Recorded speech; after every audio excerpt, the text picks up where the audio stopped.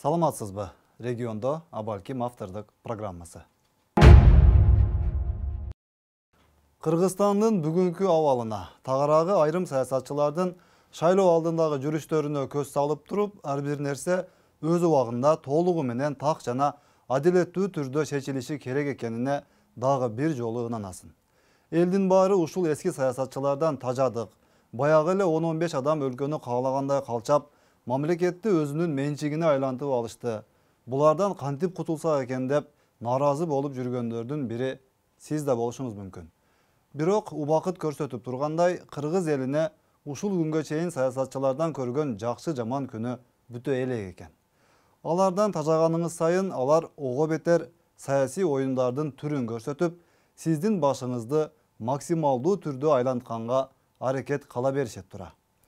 Анан эми алданып жүрө бересизби же чындап эле көзүңүз ачылып, чыныгы эл уулдарына колдоо көрсөтөсүзбү? Албетте ал сиздин жеке ишиңиз жана жеке тандооңузда турган маселе. Кыргызстанда саясатчылар арасынан эли үчүн чындап жан күйдүргөн, патриот уул кыздары менен тетирисинче бийлик жеке кызыкчылыктары үчүн элин садага чаап салууга даяр турган адамдарды айырмалап алуу үчүн башка учурларды айтпаганда да 2010 жылдагы апрель, каргашалуу июнь окуялары толук мүмкүнчүлүк түзүп берген болчу. Андай саясатчылардан ошол июнь коогалаңынын күнөөкөрлөрүн адилеттүү иликтеп, тергеп, аяосуз жаза берилген болгондо, кыргыз эли толугу менен кутулуп, өлкөнүн бүгүнкү абалы балким такыр башкача болмок. Апрель окуяларындагы мародерчулук, революциядагы кишилердин өлүмү, июнь окуясынын келип чыгышы, ага карата ошол убактылуу өкмөттүн таасири тууралуу көз карандысыз чыныгы тергөө иштери жүргөн болгондо, балким Кыргызстандын 2010 жылдан берки тарыхы такыр башкача нукта өрчүп, бүгүн сиз менен биз алдаганча жакшы жагына өзгөргөн өлкөдө жашап калышыбыз мүмкүн эле. Бирок андай кылынбады. Тагыраагы андай кылдырышпады. Андай кыла ала тургандарды болушунча бийликке жакындатпай, камап, сындырышка аракет жасап, кыскасын айтканда, ошол айтылуу убактылуу өкмөт тегирменден бүтүн чыкты. Бул тарых чындыгы. Бардығын тынчтыш үчүн кайсы бир адамдарды же бийлик топторун, кайсы бир улутту күнөөлүү деп табуу керек дегенге караманча каршымын. Урматтуу Роза Исаковна, сиз өзүңүздүн биздин алдыбызда айткан сөзүңүздө эки жолу кайталадыңыз. Биз күнөөлүүлөрдү издебешибиз керек деп. Эмне үчүн биз күнөөлүүлөрдү издебешибиз керек экен? 7 апрелдеги июнь коогалагындагы күнөөлүүлөрдү биз издешибиз керек, табышыбыз керек жана жазалашыбыз керек. Ушул оюңузду айтыңызчы. Бул мына ар бир кылмыштын ошондой күнөөкөрлөрү болот. Бирок муну саясатташтырбагыла деген сөздү айтып атам мен. Урматтуу Роза Исаковна, сиз туура эмес айтып атасыз, кечирип коесуз. 7 апрелдеги күнөөлүүлөрдү мына 1 жыл өттү, таба элексиз. Июнь айындагы күнөөлүүлөрдү 1 жыл өттү, таба элексиз. Бирөөсүн дагы жазасын бере элексиз. Ошондуктан сиздин бул айтканыңызды мен туура эмес деп эсептейм. Кечиресиз. Мейлеми, ал күндөр өттү кетти. Өлкөдөгү башаламандыктан ага чейин тамекиге акча таппай жүргөн айрым кишилер жакшы эле байлык топтой алды. Саясий карьера жасап, бүгүн деле кадимкидей бүт өлкөгө акыл үйрөтүп, өзүн периште көрсөтүп жүргөндөрү да аз эмес. 2010 жылдагы июнь айында эки элди кан жуттурган каргашалуу окуя бир топ кыргыз саясатчыларына бийлик, байлык алып келди. Жүрөктү кыйнап, зээнди кейте турган жери элдин башына салынган ошол күндөргө мына быйыл 10 жыл болсо дагы эч бир саясатчы конкреттүү жоопкерчилик тарткан жок. Тетирисинче, ал күндөрдүн толук бойдон күнөөкөрү катары баягы эле адатынча кетирилген бийлик көрсөтүлгөн бойдон кала берүүдө.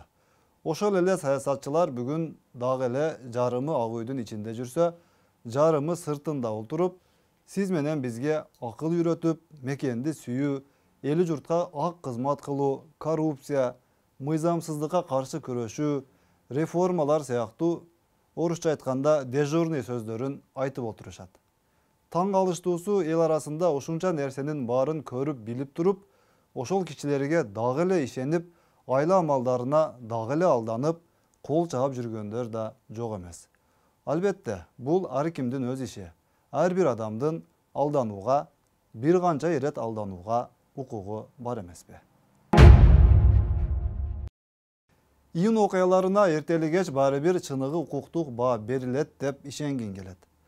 Анын баары ушул карапайым элдин ошол эле саясатчыларга ээрчип, алардын саясий амал-көйлүгүнө, саясий операцияларына курал катары колдонулуп калганында жатпаганда анан эмне?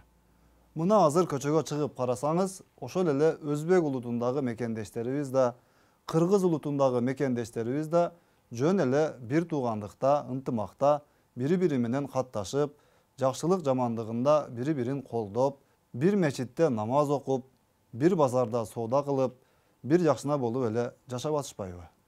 Анткени карапайым элди бүгүн бири-бирине тукура турган саясий күчтөр жок. Тагыраагы бүгүн андай кылып эки элди кагыштыруу саясий операциясын жүргүзүү зарылчылыгы жок. Андай кыла турган, кыла ала турган саясатчылар азыр башка иштер менен алек. Демек, урматтуу замандаш, алдыда дагы эч качан андай провокацияга алдырбаңыз. Көрдүңүз, ниети бузук саясатчылар сизди өз максатына колдонуп, өзүнүн пландарын ишке ашыруу үчүн сизди садага чаап кете берет. Анын азабын карапайым эл гана тартат. Алардын эч биринин баласы же кызы, жакыны же өздөрү курмандыкка чалынбайт, зыян тартышпайт. Өткөндөн сабак алып, өз акылыңыз менен колу коңшу, айылдаштарыңыз, мекендештериңиз менен ынтымакта болуп, өз тиричилигиңизди ак эмгек менен өткөрсөңүз, Кыргызстаныбыз үчүн чоң жардам кылган болосуз. Дагы бир ачуу чындык. Июнь окуяларын карап көрсөңүз, анда эки элди элдештиремин деп саясаттын курмандыгы болбоого чакырып, жанын тобокелге салып жүргөн саналуу гана саясатчылардын тагдыры кандай кечүүдө? Ошол убактылуу өкмөт аларды бийликке кандай болбосун жакындатпоо, мүмкүн болушунча тезирээк оор кылмышка тукуруп эптеп, бир сындыруу аракетин гана көрүп келгени чын да. Аларды мүмкүн болушунча бийликтин колундагы маалымат каражаттары аркылуу каралап, элге жаман көрсөтүүгө канчалаган аракеттер жасалганын унутпаган болсоңуз керек. Анткени мисалы Камчыбек Ташиев, Садыр Жапаровдор бийликке барып калчу болсо, албетте июнь окуяларына реалдуу укуктук баа берилип, азыр эс үйрөтүп отурган саясатчылардын балким тең жарымы жоопко тартылмак, катуу жазасын алмак. Туура, убактылуу өкмөт анын мүчөлөрү өзүнүн максатына кайсыл бир деңгээлде жетти. Ташиев Жапаровдорду камады, аларга азап бере алды. Мына бүгүн да Жапаров түрмөдө отурат. Бирок элдин баарын алдай албайт тура. Бул саясатчылардын эл алдындагы кадырын кетире алышпады.